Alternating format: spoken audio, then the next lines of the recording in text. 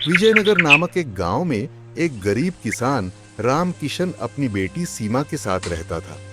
उसके गांव में ठाकुर रणवीर नाम का एक बहुत अमीर लेकिन लालची आदमी भी रहता था, जो गरीबों की मजबूरी का फायदा उठा के उनकी जमीन गिरवी लेता और समय पे पैसे ना देने पे हड़प लेता था।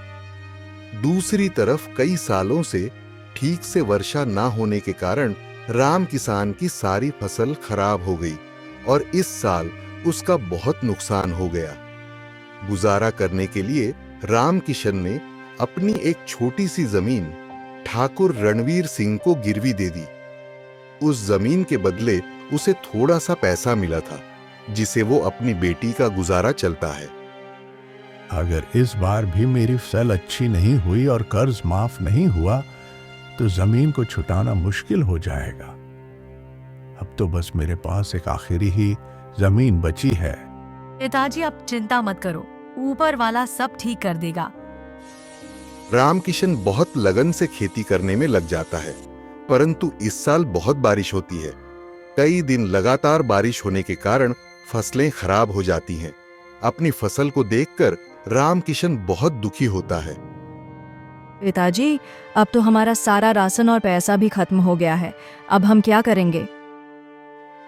बेटा, आज मैं ठाकुर साहब के पास जाके कुछ मदद मांगता हूँ।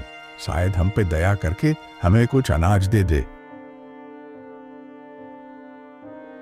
सरकार, कुछ मदद कर दीजिए। घर में बहुत दिक्कत है, रोटी चावल के लिए भी पैसे नहीं है। कुछ मदद कर दीजिए। मैं क्या करूं? इसमें ऐसे ही तुम लोगों का दिमाग आसमान पर है। काम न करने का बहाना, बैठे बैठे पैसे मिल जाएं, बस जाओ यहां से। अरे जाओ, मुंह क्या देख रहे हो? कोई मदद नहीं हो पाएगी। साहब, कुछ चावल ही दे दीजिए। मेरी बेटी घर पर भूखी है। कल से हम लोगों ने कुछ नहीं खाया। ओह, तो इसकी एक बेटी भी है? हाँ हाँ, ठीक है, लो चावल। ठाकुर रणवीर सिंह अंदर से थोड़ा सा चावल लेकर रामकिशन को दे देता है।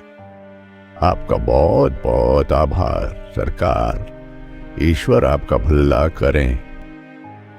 रामकिशन अपने घर की तरफ जाने लगता है और घर जाकर अपनी बेटी सीमा को चावल देता है। लो बेटी, यह चावल ले लो और इसे बना लो। आज इतना ही हो पाया है।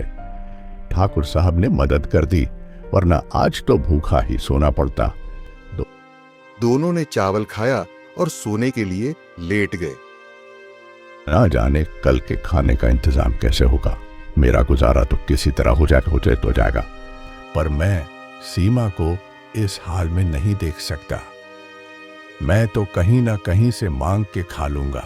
क्यों ना मैं बचा हुआ खेत भी बेच दूं और सीमा की शादी करवा दूं। अगले ही दिन रामकिशन ठाकुर रणवीर सिंह के हवेली पहुंच जाता है। सरकार, यह मेरी आखिरी जमीन है। इसे आप ले लीजिए और मुझे जमीन की कीमत के पैसे दे दीजिए। इस पैसे से मैं अपनी बेटी सीमा की शादी करना चाहता हूँ। अरे ऐसा क्या हो गया? कल ही तो मैंने तुम्हें पैसा दिया है, आज तुम्हें शादी का ख्याल आ गया? जी सरकार, बेटिया की शादी करा दूंगा, फिर मेरी जिंदगी कट ही जाएगी।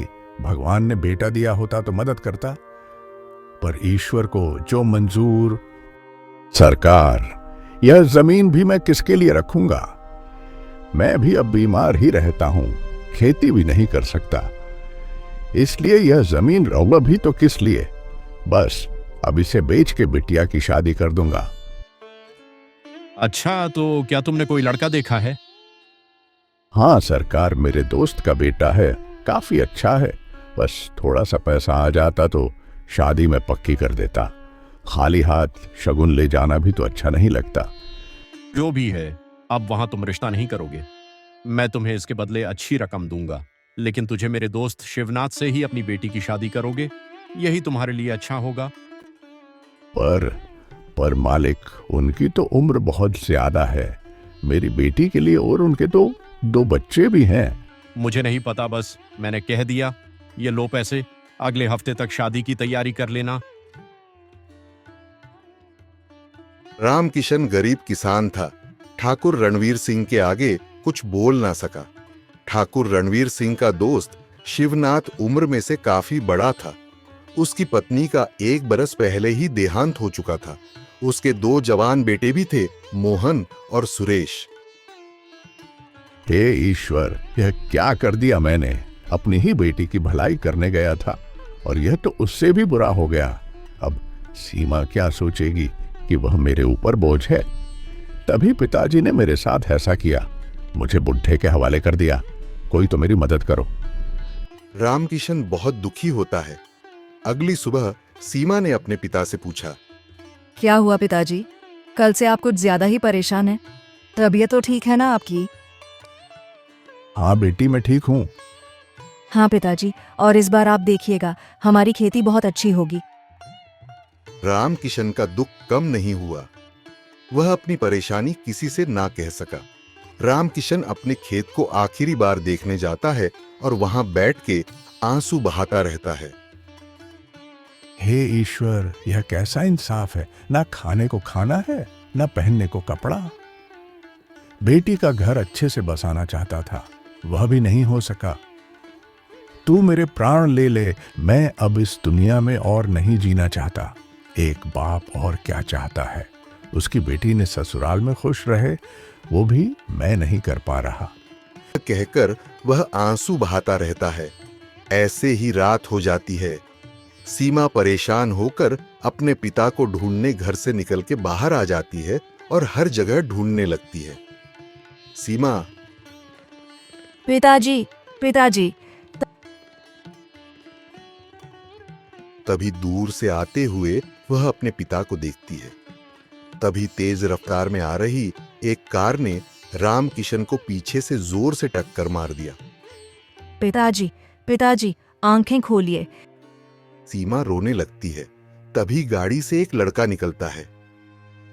अरे ये क्या हो गया? आपने मेरे पिताजी को टक्कर मार दी है और पूछते हैं क्या हो गया। अरे नहीं नहीं, वो मेरा मतलब नहीं था।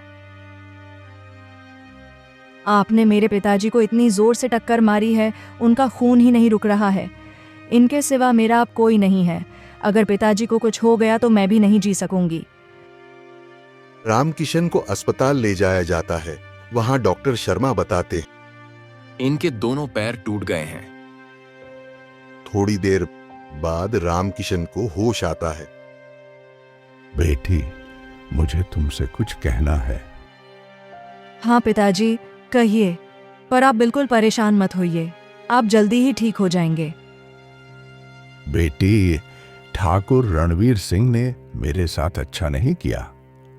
हम गरीब लोगों का फायदा उठाया और घाटे के कारण जमीन भी चली गई। मैं आखिरी बची हुई जमीन लेकर ठाकुर के पास गया था।